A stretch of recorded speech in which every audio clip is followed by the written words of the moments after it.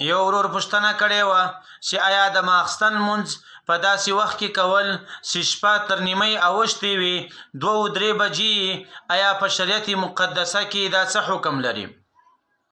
د دې مسئلې جواب دا دی چې د ماخستن لمونځ د دومره ناوخته کول چې د شپې تر نیمۍ واوړي په دې وخت کې د ماخستن لمونځ کول مکروه دی او بل په داسې وخت کې هم لمونځ مکروه ده. حدیث مبارکو کې راځي د ماخستن تر لمانځه مخکې خوب کول هم مکروه دي. نو لہذا کوشش وکړئ چې د ماخستن لمونځ په خپل وخت کې باید ادا کړئ. د ماخستن د لمانځه دپاره مسنون وخت چې دی هغه دا دی 3مه حصه چې د شپې تیره سي په دې وخت کې د ماخستن لمونځ کول دا یو مسنون عمل دی. زموږ ستاسو ځوانان یو ځای په ګپو مصروفه وي. اکثره ځوانان دا رقم ته دي چې د ماخستن لمونځ ډېر ناوخته کوي. تقریبا شپه نیمۍ خو تېره سوې وي 2-3 بجې بیا دی د ماخستن لمونځ کوي. نو په داسې وخت کې د ماخستن لمونځ کول مکروه دی.